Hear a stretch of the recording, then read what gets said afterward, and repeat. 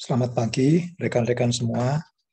Kita akan mempelajari bagaimana menggunakan R untuk data mining. Ya. Kita akan mulai dari awal, bagaimana kita bisa menggunakan software R. Ya. Kita ikuti dengan pelan-pelan ya. Jadi untuk Anda yang belum pernah mengenal R bisa mengikuti dengan mudah. Jadi R ini adalah program untuk komputasi statistik dan grafis. Dulu pertama dikembangkan oleh Ross IHK dan Robert Gentleman, maka kemudian namanya diawali dengan R yang menjadi nama softwarenya ya. Kemudian R ini menjadi software yang open source, jadi bisa di-download dengan gratis dan sekarang sudah menjadi tools yang banyak dipakai untuk data science maupun data mining. Sebenarnya R ini dikembangkan dulu untuk menjadi alternatif dari software komersial S maupun S Plus yang dikembangkan di AT&T Bell Laboratories atau Lucent Technologies. Kemudian karena adanya R ini, maka kita mendapat banyak kemudahan. Tidak perlu beli seperti S Plus ya. R ini banyak dipakai. Menurut data itu yang banyak dipakai kedua setelah Python. Ya. Oke. Jadi kalau Anda ingin menginstal R, Anda bisa ke alamat ini, website ini, siranrproject.org, kemudian Anda bisa memilih sesuai dengan sistem operasi komputer Anda. Ada Linux, ada Mac, ada Windows. Ya. Jadi Anda bisa memilih ini, misalkan download R for Windows. Kemudian dikembangkan juga RStudio, yaitu merupakan IDE ya, jadi Integrated Development Environment dari R, yang itu yang mengintegrasikan fasilitas-fasilitas yang diperlukan pada R. Jadi kalau Anda menggunakan RStudio, kita akan lebih mudah menggunakan R. Jadi RStudio itu seperti interface, jadi kita bisa ngeklik untuk melakukan perintah-perintah. Kalau R saja kita harus menulis perintah secara tertulis gitu ya. Kalau menggunakan RStudio kita bisa memilih menu, bisa mengeklik perintah untuk melakukan hal yang sama jika kita menuliskan gitu ya. Dan Anda bisa ke rstudio.com products, kemudian RStudio download. Jadi RStudio ini ada yang premium, membayar, ada yang gratis. Jadi Anda bisa pilih yang free. Nah, kalau Anda install RStudio dan R package, jadi dua-duanya ya, R package harus diinstal dulu, kemudian RStudio. Nanti tampilannya akan seperti ini. Ya, jadi ada konsol, kemudian ada Windows ini, environment, history, dan connection, kemudian ada Windows ini. Jadi akan ada setidaknya 3 tampilan, tapi Anda juga nanti bisa menambah kalau Anda ngeklik plus ini ya, untuk editor, menuliskan fungsi, menuliskan coding, itu nanti ada Windows lagi di sini. Ya. Oke, jadi di R console ini Anda bisa melakukan operasi-operasi dasar seperti di kalkulator ya. Misalkan operasi penjumlahan, operasi perkalian, ya Anda bisa melakukan seperti ini. Sekarang kita bisa pindah ke R. Jadi membersihkan layar pakai Ctrl L ya. Ctrl L bisa membersihkan layar. Nah, jadi Anda bisa melihat tampilan seperti ini.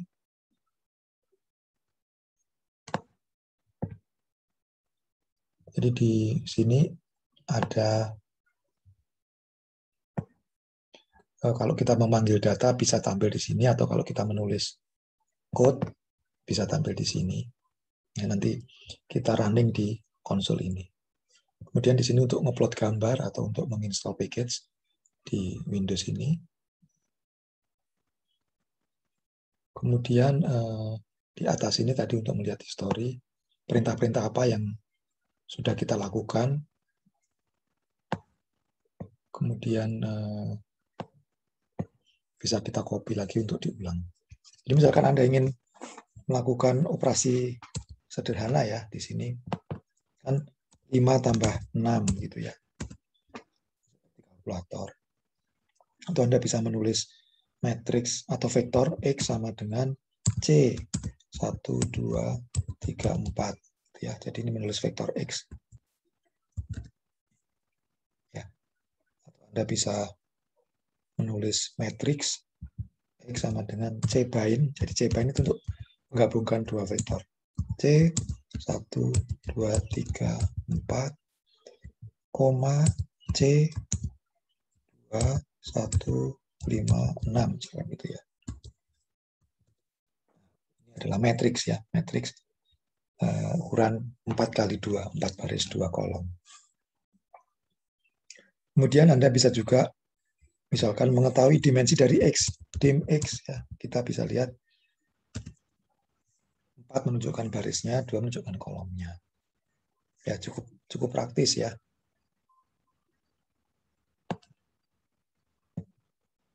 Kemudian Anda bisa juga membangkitkan misalkan X sama dengan C 1 sampai 3 ya, pembangkitan vektor berurutan sampai 3. Lihat lagi misalkan melakukan operasi-operasi lain, misalkan pangkat atau log atau operasi trigonometri ya, cos, cosinus atau sin gitu ya.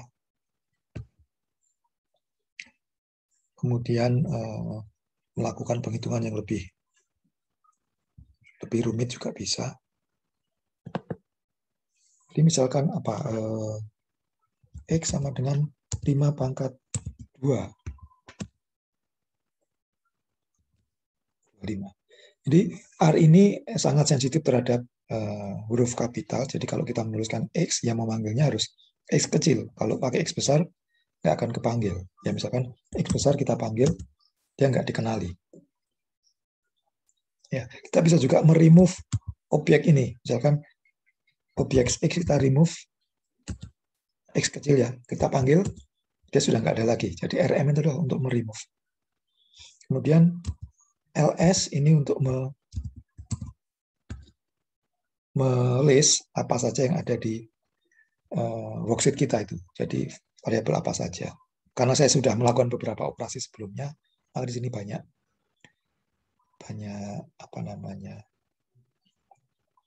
variabel-variabel sudah tersimpan. Ya, kita bisa remove misalkan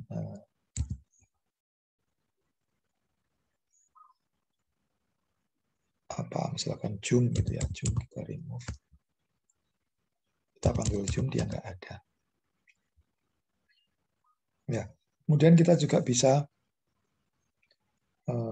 melakukan operasi kayak tadi, mencari log berbasis 2 dari 8 misalkan.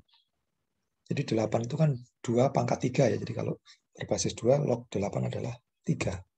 Gitu ya. Log 10 dari 100, 2. Itu ya. Itu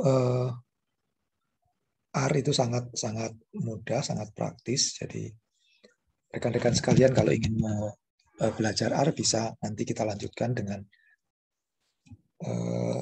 paket-paket yang lebih advance. Misalkan kita menunjukkan P sama dengan 2, kemudian L sama dengan 5, dan tinggi sama dengan 4. Ya, kita bisa menghitung volume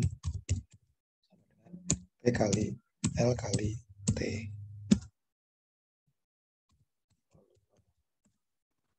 40. 2 kali 5 kali 4. Ya.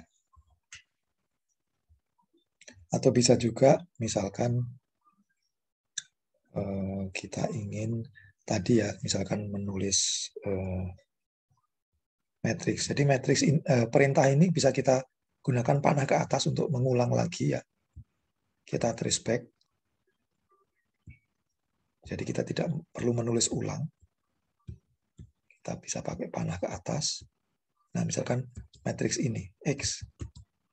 Nah, kalau kita ingin melihat transpose dari X, itu pakai T. Transpose artinya apa? Baris jadi kolom, kolom jadi baris. Itu ya. Jadi ukurannya awalnya 4 kali 2, sekarang jadi 2 kali 4. Misalkan kita ingin mencari rata-rata ya, rata-rata dari X. Itu kan 2 kolom. Jadi kita bisa menggunakan call means.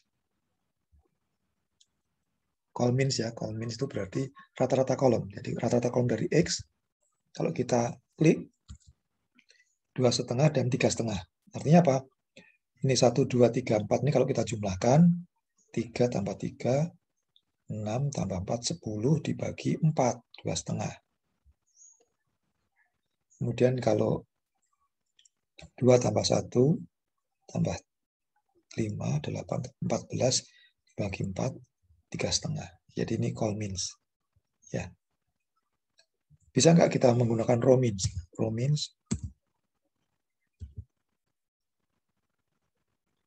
ya, row means dari X. Berarti kita melihat rata-rata baris. Kalau kolom nanti rata-rata kolom, kalau row mean rata-rata baris. Itu bisa kita enter, akan ada 4 nilai. Ya, 1,5 ini adalah 1 tambah 2 bagi 2. 1,5. Kemudian berikutnya ini 2 tambah 1, 3 bagi 2, 1,5. Kemudian 3 tambah 5 bagi 2, 4. 4 tambah 6 bagi 2, 5. Nah, itu ya. Jadi itu perhitungan sederhana menggunakan R. Saya kira sangat praktis. Kemudian kalau ingin mencari sum, misalkan sum X gitu ya, 24, jadi itu jumlah semua. Tadi 10 ditambah 14, 24. Jumlah semua. Kalau kita ingin mencari jumlah kolom, jadi jumlah dalam satu kolom, itu ada perintah pakai apply. Apply, kemudian nama matriksnya X, kemudian kolom itu kodenya 2. Ya, jadi jumlah kolom itu 2. Di sini sum. Kita mencari jumlah kolom. Akan ketemu tadi berapa? 10 dan 14. Ya, 10, 14 berarti kolom pertama dari X kalau dijumlahkan 10, kolom kedua dari X dijumlahkan 14. Ya. Kalau ingin mencari jumlah baris, kita pakai ini 1. Ya, jadi kalau 1 itu baris, kolom itu 2. Nah, fungsi apply ini sangat sangat penting. Ya. Nah, ada 3, 3, 8, 10. Ini tiap barisnya dijumlahkan. Ini 1 tambah 2, 2 tambah 1, 3 tambah 5, 4 tambah 6.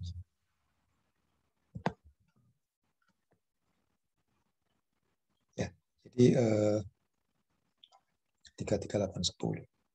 Kita bisa juga mencari standar deviasi. Misalkan standar deviasi untuk kolom ya.